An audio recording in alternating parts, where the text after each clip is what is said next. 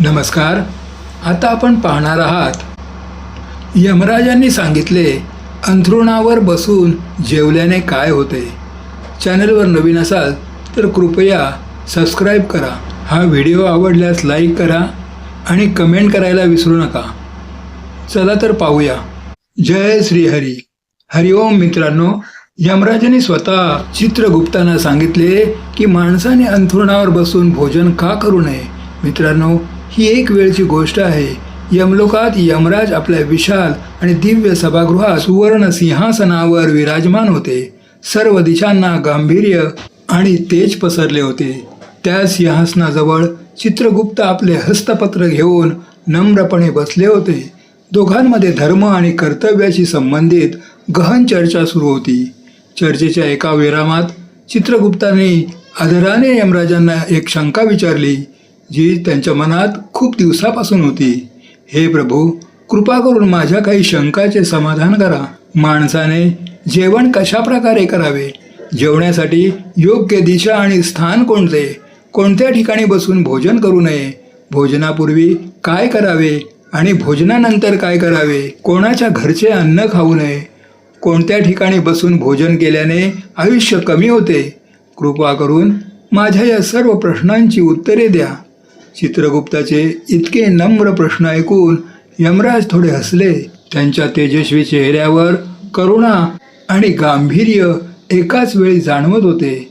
मग शांत स्वरात चित्रगुप्ताकडे पाहत ते म्हणाले, हे चित्रगुप्त, तू खूप योग्य प्रश्न विचारले आहेस. खरे तर या सर्व प्रश्नांची उत्तरे माणसाच्या आचरणात, त्याच्या व्यवहारात आणि सवयीत लपलेली असतात. माणूस जसे आचरण करतो तसेच फळ त्याला आयुष्यात भोगावे लागते. चांगल्या आणि सात्विक आचरणाने सुख, शांती आणि दीर्घायुष्य लाभते. तर दुसरीकडे चुकीच्या सवयी माणसाच्या आयुष्यात दुःख, त्रास आणि कधीकधी अकाली मृत्यू ओढावून आणतात. त्यामुळे माणसाने भोजन करताना शास्त्रात सांगितलेल्या नियमांचे पूर्णपणे पालन करणे आवश्यक आहे. जो माणूस शास्त्रीय नियमानुसार भोजन करतो तो नक्कीच दीर्घायू होतो. त्याचे शरीर रोग आणि व्याधींपासून सुरक्षित राहते. त्याच्यात पापाचा वास नसून सात्विकता आणि पवित्रतेचा प्रकाश कायम राहतो. म्हणून भोजनाच्या वेळी दिशा, स्थान, वेळ आणि व्यक्तीचे वय या सर्वांचे विशेष लक्ष दिले पाहिजे. याच गोष्टीमध्ये माणसाचे आरोग्य, आयुष्य आणि आध्यात्मिक बळ सामावलेले आहे. हे ऐकून चित्रगुप्त अत्यंत नम्र स्वरात म्हणाले, हे प्रभू, कृपया ही रहस्य मला विस्ताराने सांगा. भोजन करण्याचे जे काही नियम आहेत ते सर्व मला सविस्तर सांगा. चित्रगुप्ताच्या या विनंतीनंतर यमराजांचा स्वर अधिक गंभीर झाला. त्यांच्या तेजस्वी डोळ्यामध्ये गांभीर्य उतरले. ते काही क्षण शांत राहिले, जणू मानवी जीवनातील गहन रहस्य शब्दात मांडण्याची तयारी करत असावेत. मग धीरगंभीर आवाजात ते म्हणाले, हे चित्रगुप्त, तुझ्या प्रश्नांची उत्तरे देण्यापूर्वी मी तुला एक प्राचीन कथा सांगतो. ती लक्षपूर्वक ऐक, कारण या कथेत तुला तुझ्या सर्व प्रश्नांची उत्तरे मिळतील. ही कथा अत्यंत बोधप्रद असून माणसाचे आचरण, आयुष्य आणि पाप पुण्याशी संबंधित गहन रहस्य उघड करते. जो कोणी ही कथा श्रद्धेने ऐकेल आणि ती इतर लोकांपर्यंत पोचवेल, त्यांचे 32 प्रकारचे पाप मी स्वतः क्षमा करेन. हे ऐकून चित्रगुप्त अत्यंत प्रसन्न झाले. त्याने आदराने हात जोडून सांगितले, हे धर्मराज, आपल्या मुखातून ही महान कथा ऐकणे माझे भाग्य आहे. मी ती लक्षपूर्वक नक्कीच ऐकेन. चित्रगुप्ताच्या या शब्दानंतर यमराज त्यांना ती प्राचीन कथा सांगू लागले. प्रिय मित्रांनो, तुम्हीही लक्षपूर्वक ऐका, कारण ही कथा अत्यंत ज्ञानवर्धक असून माणसाचे जीवन, कर्म आणि नशिबाची रहस्य उलगडते. ही कथा शेवटपर्यंत नक्की ऐका. यमराज कथा सांगताना म्हणाले की प्राचीन काळी मगध देशातील विजय नावाच्या एका विशाल आणि समृद्ध राज्यात चंद्रकेतू नावाचा एक पराक्रमी आणि धर्मनिष्ठ सम्राट राज्य करीत होते. त्यांचे राज्य निसर्गाच्या विपुल संपत्तीने, परिपूर्ण होते. नद्या निर्मळ होत्या, शेते बहरलेली होती, वने धनधान्याने समृद्ध होती आणि प्रजा अत्यंत सुखी व समाधानी होती. राजा चंद्रकेतू गुणवान, बुद्धिमान आणि अत्यंत दयाळू हृदयाचे होते. ते नेहमी प्रजेच्या हितासाठी प्रयत्नशील असत. यज्ञ, दान आणि जनकल्याणाची असंख्य कामे ते करीत असत. त्यांचा न्याय आणि करुणेची चर्चा दूरवर पसरली होती. प्रजा त्यांना राजा न मानता पित्या समान मानून आदर आणि प्रेम देत असे. राजाची पत्नी राणी शीलवती सुद्धा तितकीच धर्मनिष्ठ, सुंदर आणि सदाचारी होती. राणी दररोज पूजापाठ करीत असे, गरजूंना अन्न वस्त्र दान करीत असे आणि मनापासून राज्याच्या कल्याणाची कामना करत असे. या दिव्य दाम्पत्याच्या राज्यात जणू स्वर्गाचा अनुभव येत असे. पण या सुख समृद्धीमध्ये एक मोठे दुःख होते, जे राजा आणि राणीच्या हृदयाला सतत टोचत असे. ते म्हणजे अपत्यहीनता. वर्ष सरली, त्यांनी अनेक व्रत, पूजा, यज्ञ आणि अनुष्ठान केले. देवी देवतांची प्रार्थना केली, ऋषीमुनींची सेवा केली, पण तरीही त्यांना ना पुत्रप्राप्ती झाली ना कन्याप्राप्ती. ही गोष्ट त्यांच्या मनाला व्याकुळ करीत असे. राजा चंद्रकेतू अनेकदा महालात एकटे बसून विचार करत, असे कोणते पाप माझ्या हातून नकळत घडले आहे, ज्यामुळे मी पुत्र सुखापासून वंचित राहिलो. माझ्या पुण्यामध्ये काही कमतरता राहिली की हे माझ्या पूर्वजन्मीच्या कर्माचे फळ आहे. दिवसेंदिवस ते अधिक उदास राहू लागले. जेव्हा प्रजेला समजले की राजा अपत्यहीनतेमुळे दुःखी आहे, तेव्हा संपूर्ण राज्यात चिंतेचे वातावरण पसरले. लोकही देवाकडे प्रार्थना करू लागले की राजा राणीला अपत्य सुख मिळावे. एके दिवशी राजाने निश्चय केला की ते एखाद्या महापुरुषाच्या आश्रयाला जाऊन या रहस्याचे समाधान विचारतील. तेव्हा त्यांना आठवले की महान तपस्वी ऋषी वशिष्ठ जवळच्याच वनात आपल्या आश्रमात तप करीत आहेत. ऋषी वशिष्ठ त्रिकालदर्शी आणि दिव्य दृष्टी असलेले महान मुनी होते. ते नक्कीच या रहस्याचे कारण सांगू शकतील. त्यामुळे दुसऱ्या दिवशी पहाटेच राजा चंद्रकेतू आपल्या काही विश्वासू सहकाऱ्यांसह रथावर स्वार होऊन वनाकडे निघाले.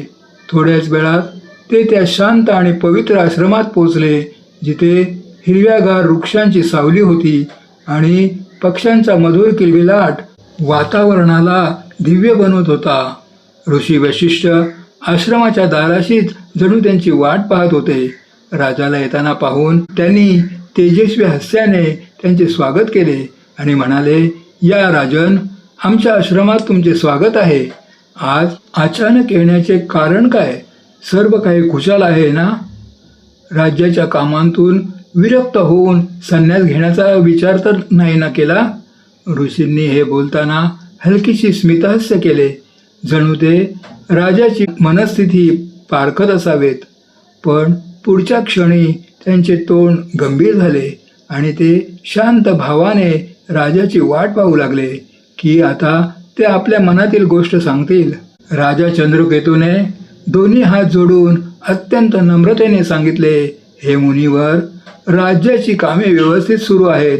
माझा संन्यास घेण्याचा कोणताही विचार नाही, पण मी एका मोठ्या चिंतेमुळे व्याकुळ होऊन आपल्या आश्रयाला आलो आहे.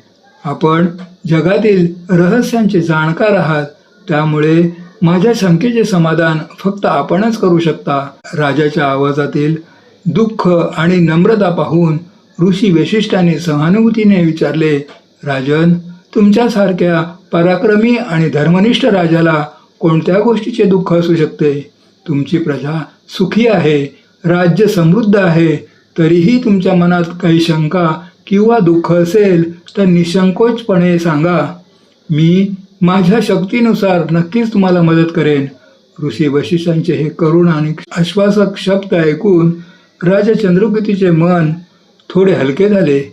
ते काही क्षण गप्प बसले, जणू स्वतःचे दुःख शब्दात मांडण्याची तयारी करत असावेत. मग हळूहळू आणि दुःखी स्वरात त्याने आपली व्यथा सांगितली. हे मुनिवर, माझ्या जीवनात एकच कमतरता आहे. मला कोणतेही अपत्य नाही, ना मुलगा ना मुलगी. मी अनेक यज्ञ केले, उपवास केले, तीर्थदर्शन केले, ब्राह्मणांना दान दिले आणि शक्य तितके प्रयत्न केले, पण नशिबाने मला अपत्य सुखापासून वंचित ठेवले आहे. कृपया सांगा की माझ्या हातून असा कोणता गुन्हा घडला आहे ज्यासाठी मला अपत्यहीन राहण्याची शिक्षा मिळाली आहे. माझ्यानंतर माझ्या राज्याचा वारसदार कोण असेल? माझा वंश पुढे कसा जाईल? कृपया माझ्या मनातील ही वेदना दूर करा आणि हेही सांगा की अपत्य प्राप्तीसाठी मला कोणता उपाय करावा लागेल. राजाची व्यथा ऐकून ऋषी वसिष्ठाने काही क्षणासाठी आपले डोळे मिटले आणि दिव्य दृष्टीने राजाच्या पूर्वजन्मीच्या कर्माचे निरीक्षण करू लागले. ध्यानमग्न ऋषींकडे राजा डोळे लावून पाहत होता. काही क्षणानंतर ऋषींनी डोळे उघडले आणि सांगितले, हे राजन, जे काही मी सांगत आहे ते संयमाने ऐका. ऋषी वशिष्ठ गंभीर आणि करुण स्वरात म्हणाले, माणसाच्या आयुष्यात जे काही सुख दुःख येते ते उगीच येत नाही. त्यामागे त्याच्या पूर्वजन्माचे कर्म उभे असते. तुमच्या अपत्यहीनतेचे कारण सुद्धा तुमच्या वर्तमान जीवनातील नसून पूर्वजन्माच्या कर्मात दडले आहे. पूर्वजन्मी नकळत का होईना तुमच्या हातून एक असे कर्म घडले होते ज्याला शास्त्रात पाप म्हटले गेले आहे. माणूस कितीही धर्मनिष्ठ का नसो, जर पूर्वजन्माचे एखादे पाप त्याच्यासोबत असेल तर त्याचे फळ त्याला कधी ना कधी भोगावेच लागते. त्याच पापाचे फळ तुम्ही या जन्मात अपत्यहीनतेच्या रूपात भोगत आहात. ऋषींची वाणी गंभीर झाली. त्यांच्या शब्दात कोणाला दोष देण्याचा भाव नव्हता, तर सत्याचा आरसा होता. एक असा आरसा ज्यात राजाच्या वर्तमान दुःखाचे कारण स्पष्ट दिसत होते. हे ऐकून राजा चंद्रकेतू चकित होऊन म्हणाले, मुनिवर, कृपया विस्ताराने सांगा. माझ्याकडून असे कोणते पाप घडले होते? कोणती चूक मी नकळत केली होती जिचे फळ मला या जन्मात भोगावे लागत आहे? कृपया मला या रहस्याची जाणीव करून द्या, जेणेकरून माझ्या मनाचे ओझे हलके होईल. राजाची व्याकुळता आणि सत्य जाणून घेण्याची तीव्र इच्छा पाहून ऋषी वशिष्ठ काही काळ शांत राहिले, जणू स्मृतींच्या त्या दारावर टकटक करत असावेत जिथे राजाच्या पूर्वजन्माची कर्मे सुरक्षित होती. त्यांच्या डोळ्यात सहानुभूती होती, पण सोबतच एक गांभीर्यही होते. मग त्यांनी धीर गंभीर स्वरात सांगायला सुरुवात केली, पूर्वजन्मी तुम्ही एक सामान्य शिकारी होतात. तुमचे जीवन वनात शिकार करूनच चालत असे. स्वभावाने तुम्ही क्रूर नव्हतात. तुमच्या मनात दयाही होती, पण शिकारीचे काम असे आहे की ज्यात कधी कधी नकळत अधर्म होतो आणि तोच अधर्म भविष्यात मोठे फळ देतो.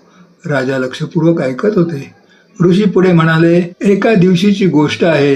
तुम्ही एका वेगवान धावणाऱ्या हरणाचा पाठलाग करीत जंगलाच्या खूप आत पोचलात. ते हरिण तुमच्या नजरेआड झाले.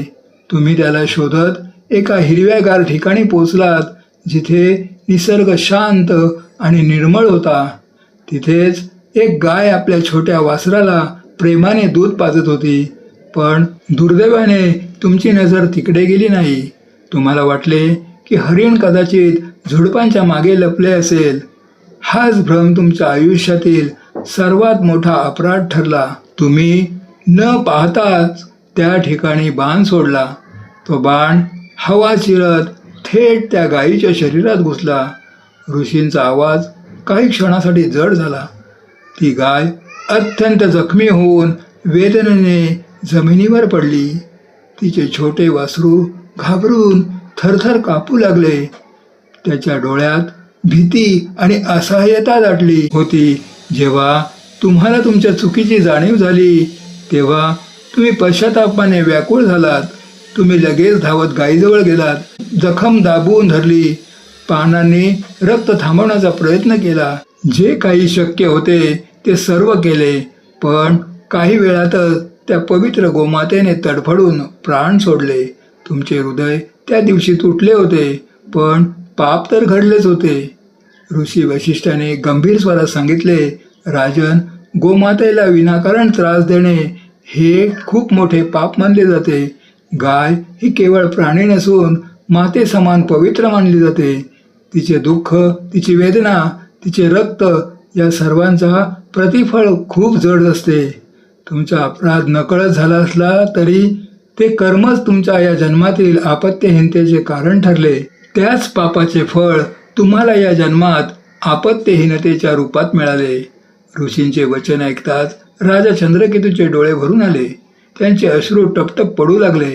ते पश्चाताप आणि करुण भावनेने थरथर कापू लागले.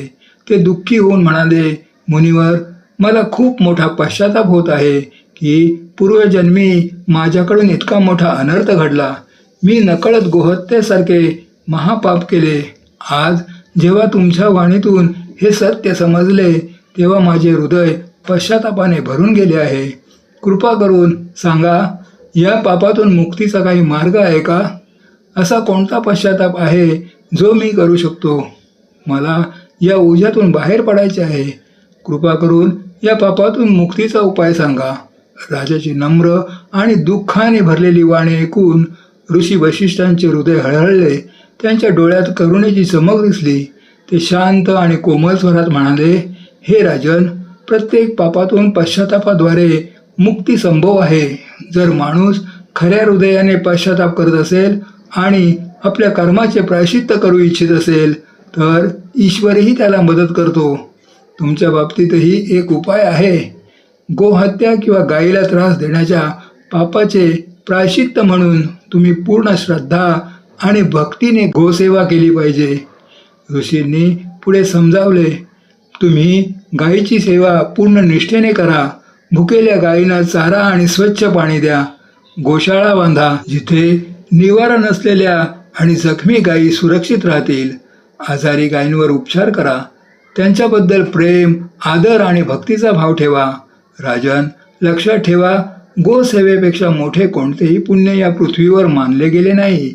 जेव्हा माणूस प्रामाणिकपणे गोसेवा करतो तेव्हा केवळ त्याच्या पापांचा नाश होत नाही तर त्याच्या आयुष्यात सुख, शांती आणि सौभाग्यही वाढते. ऋषी वशिष्ठांचे शब्द राजाच्या हृदयाला भिडले. ते भावुक होऊन झुकले.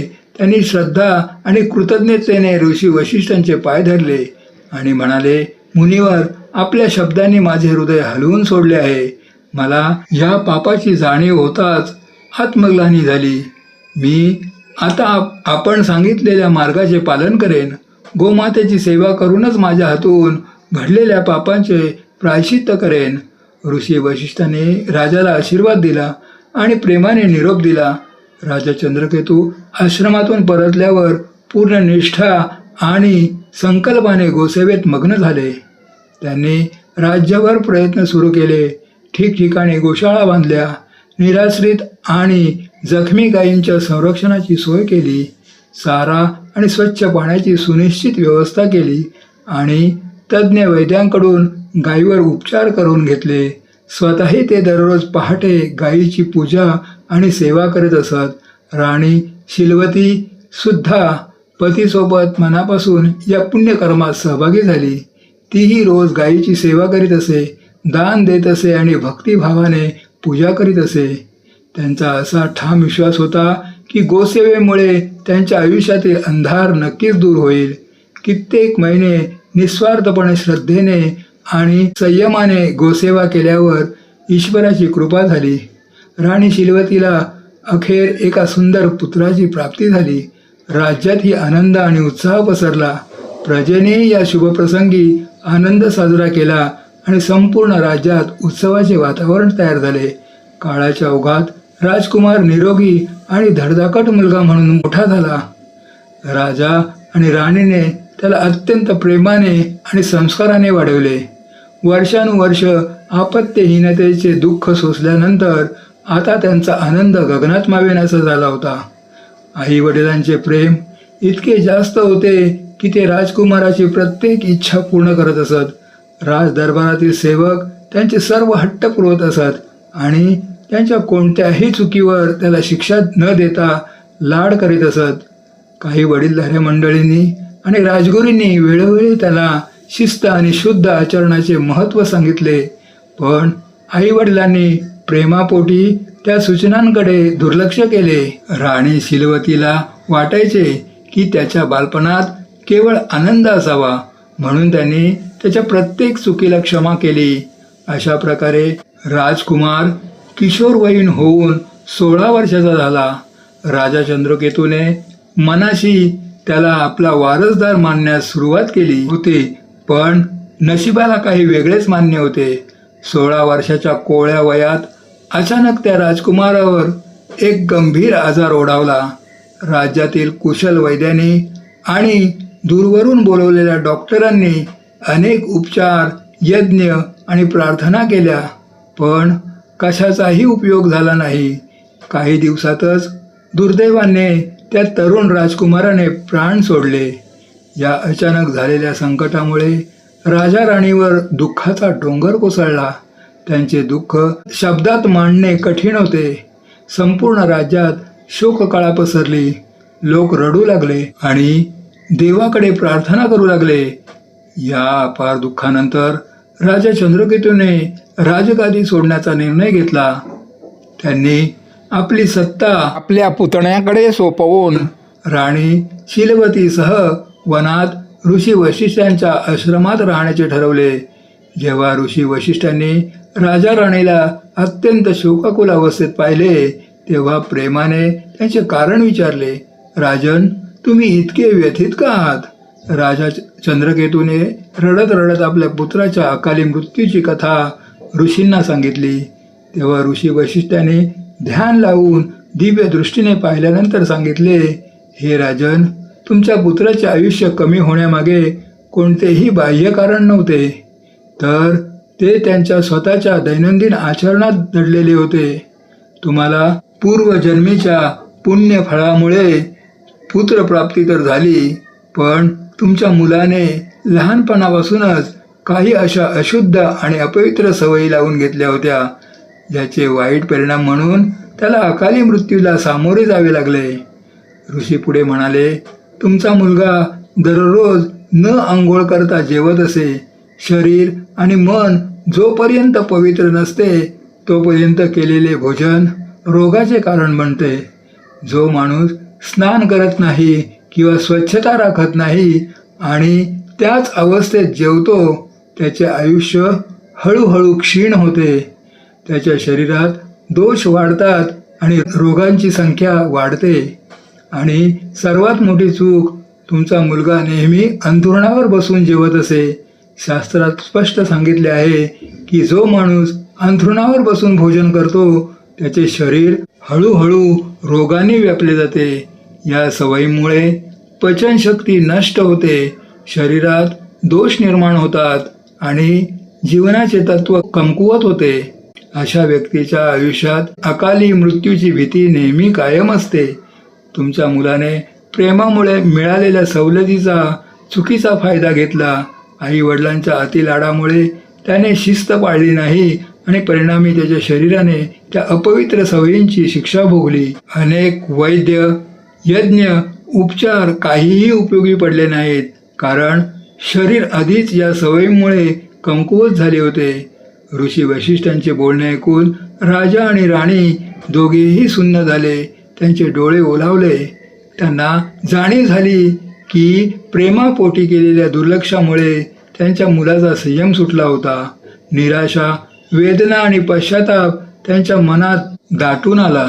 त्या क्षणी त्यांनी निर्णय घेतला की आता ते सांसारिक मोह सोडून देतील. राजा चंद्रकेतूने तिथेच ऋषी वशिष्ठांच्या आश्रमात राहण्याचा निर्णय घेतला. त्यांनी आपले उर्वरित आयुष्य तप, साधना आणि ईश्वराच्या चिंतनात घालवले. राणी शीलवतीनेही राजेशाही थाट आणि सुखसोयींचा त्याग करून पतीसोबत साधे, शांत आणि आध्यात्मिक जीवन स्वीकारले. हळूहळू दोघांच्या मनातील दुःखाचे ओझे कमी झाले आणि धर्माच्या मार्गावर त्यांना खरी शांती मिळाली. कथा सांगून यमराज चित्रगुप्तांना म्हणाले, पाहिले चित्रगुप्त, कशा प्रकारे माणसाच्या स्वतःच्या सवयी त्यांचे आयुष्य घडवतात किंवा बिघडवतात. राजा चंद्रकेतू सारख्या पुण्यवान माणसालाही आपल्या मुलाच्या अकाली मृत्यूचे दुःख सहन करावे लागले आणि त्याचे कारण कोणत्याही बाह्यशक्तीत नसून त्याच्या मुलाने स्वीकारलेल्या चुकीच्या सवयीमध्ये होते. त्यामुळे प्रत्येक माणसाने सावध राहिले पाहिजे की तो कशा प्रकारचे आचरण करीत आहे, त्याची दिनचर्या कशी आहे आणि तो कोणत्या मर्यादेत जीवन जगत आहे. माणसाने नेहमी जेवणापूर्वी शारीरिक शुद्धी केली पाहिजे.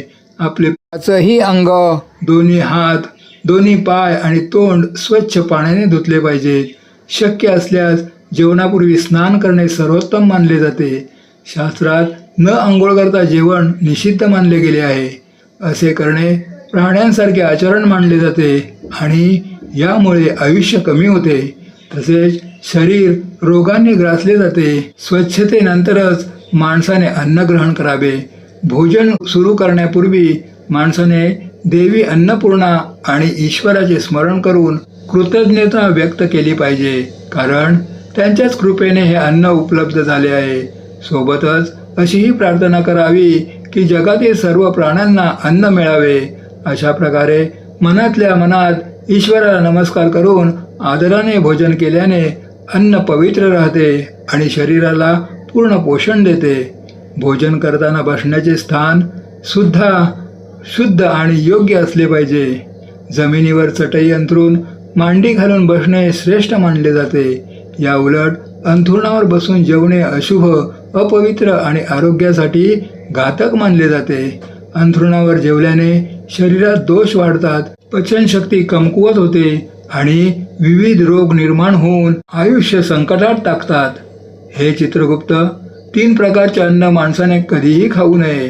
पहिले, ते अन्न ज्यावरून एखादी व्यक्ती पाय देऊन गेली असेल किंवा ज्याला कोणाचे पाय लागले असेल, असे अन्न अपवित्र होते आणि ते खाल्ल्याने आयुष्य कमी होते, रोग वाढतात आणि शरीर दुर्बल होते. असे अन्न प्राण्यांना दिले पाहिजे. दुसरे, ते अन्न ज्यात केस, किडे किंवा एखादा अशुद्ध पदार्थ पडला असेल. जर ताटात केस दिसला तर समजून घ्यावे की ते अन्न टाकावे. अन्न स्वतःही खाऊ नये आणि देवालाही नैवेद्य दाखवू नये, कारण त्याचा सात्विक प्रभाव संपतो आणि प्रेत योनीतील जीव त्याचा उपभोग घेतात. तिसरे, ते अन्न जे दुसऱ्या कोणासाठी वाढले गेले असेल. लक्षात ठेवा, दुसऱ्याचा हक्क हिरावून खाणारा कधीही सुखी होत नाही. जो माणूस दुसऱ्याचा भाग चोरतो किंवा न वाटता स्वतः खातो, त्याच्यावर देवी अन्नपूर्णा रागावते. त्याचे पुण्य नष्ट होते आणि त्याच्या आयुष्यात गरिबी व संकटे येतात. म्हणून भोजन नेहमी वाटून सर्वांना अर्पण करून आणि योग्य पात्राला देऊनच ग्रहण करावे. याशिवाय अन्नाचा अनादर कधीही करू नये. जेवण इकडे तिकडे फेकणे किंवा अन्नाची नासाडी करणे हेही पाप मानले जाते. अन्नदेवतेच्या कृपेनेच जीवन चालते, म्हणून अन्नाचा नेहमी आदराने स्वीकार केला पाहिजे. जो माणूस या नियमांचे पालन करतो तो स्वस्थ, निरोगी आणि दीर्घायू होतो. त्याच्या जीवनात सुख समृद्धी टिकून राहते आणि त्याला अकाली मृत्यूची भीती राहत नाही. माणसाचे आचार विचार त्याच्या नशिबाची निर्मिती करतात. चांगली कर्मे आणि चांगल्या सवयी जीवन सुखमय बनवतात, तर चुकीच्या सवयी जीवन दुःखमय आणि अल्पायुषी करतात. म्हणून प्रत्येक व्यक्तीने आपल्या दैनंदिन व्यवहारात पवित्रता, शिस्त आणि मर्यादेचे पालन नक्कीच केले पाहिजे. अशा प्रकारे यमराजाने चित्रगुप्तांना माणसाचे आचार विचार, शुद्ध अशुद्ध भोजन, सवयी आणि जीवनाच्या नियमांशी संबंधित अत्यंत महत्त्वाचे ज्ञान दिले. या कथेतून आपण शिकतो की अंथरुणावर बसून जेवणे, स्वच्छतेशिवाय अन्न ग्रहण करणे आणि अन्नाचा अनादर करणे का वर्ज्य आहे. आपण नेहमी शास्त्रांच्या मर्यादांचे पालन करत पवित्र आचरण ठेवले पाहिजे, जेणेकरून आपल्या आयुष्यात सुख, आरोग्य आणि शांती कायम राहील. तुम्हाला ही माहिती आवडली असेल तर अशाच इतर पौराणिक कथा किंवा विधींबद्दल अधिक सविस्तर माहितीसाठी चॅनलला सबस्क्राईब करा. माहिती आवडल्यास लाईक करा आणि मित्रमंडळींना शेअर करा. कमेंटमध्ये जय श्रीकृष्ण लिहायला विसरू नका. धन्यवाद.